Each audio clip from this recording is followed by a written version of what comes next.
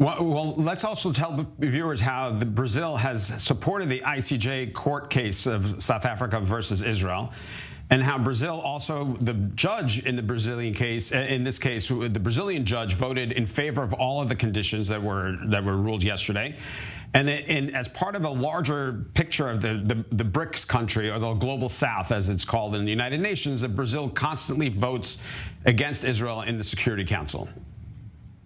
Yeah, it's a shame for me that Brazil stands against Israel. I mean, historically, we are, as I said, a democracy, a country of tolerance, a plural country, and now we're standing against the self-defense right of Israel. I mean, both the genocide and Geneva Convention were made with an international system in mind, where the main actors are states, but that's not the case. I mean, in recent decades,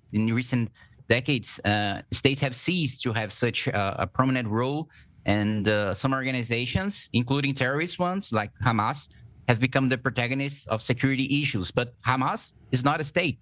This complicates everything, whether from a military, political, or legal standpoint. But anyway, one thing is absolutely certain and clear for me. All parties in conflict, they must observe humanitarian law very strictly.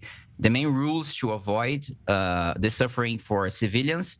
But the problem is, this rule is very difficult to apply. I mean, Hamas does not have an army. It's a terrorist group that blends in with the local population, and they seem to use humanitarian laws to use humans as shields and use the media and the United Nations to put the word against Israel. And unfortunately, Brazil seems to be playing Hamas game, and by Hamas rules.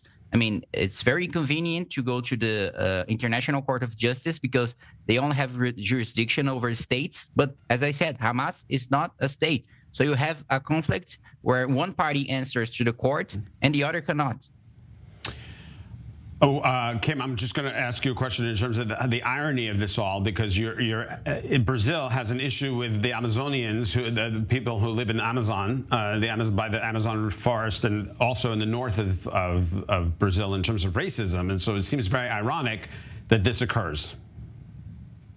Yeah, exactly. And also, it's coming from a president, like I said, his rise into power, he's back in power because he said he would defend democracy, because he said he would stand for human rights, and that's not what we're seeing. And I think one more thing is important for me to say, that unfortunately, this support of Brazil in the South Africa against Israel in the International Court of Justice, this position of the Brazilian government is not the position of the Brazilian parliament.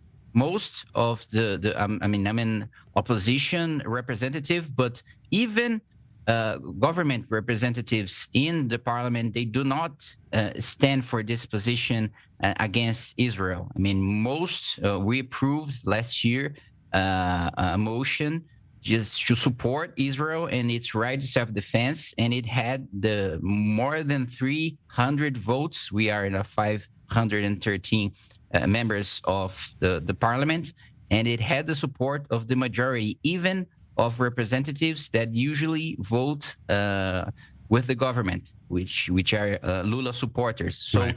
This position for me is absolutely unreasonable, even from a political perspective here in Brazil.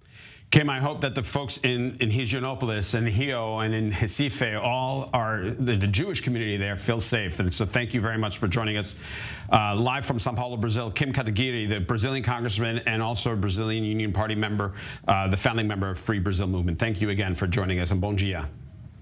Once again, I thank you for the opportunity, and bom dia. Ô Kim, o que você tá fazendo aí? Tô dando uma olhada aqui, ó, no WhatsApp, nas nossas comunidades. Porto Alegre tá bastante ativo. O pessoal tá quebrando o pau. Sempre o pessoal quebra o pau na comunidade de debates. O pessoal do time de tecnologia tá aí ajudando a gente a desenvolver aplicativos. Tem voluntários de memes também. Tem 354 mensagens sem ler. Eu fico até com medo. Tem a resenha da pipoca pro pessoal que fica aí curtindo filmes aí, resenhando sobre o filme que assistiu. Entra aí nos nossos grupos de WhatsApp, que estão muito legais. Tô interagindo aí o máximo máximo que eu posso. Espero que ninguém mande nenhuma mensagem indecorosa enquanto eu tô mostrando aqui as telas dos grupos. É muita coisa, então você que quiser entrar nos nossos grupos de WhatsApp, é só você entrar no site e escolher lá de onde você é, que você já vai participar.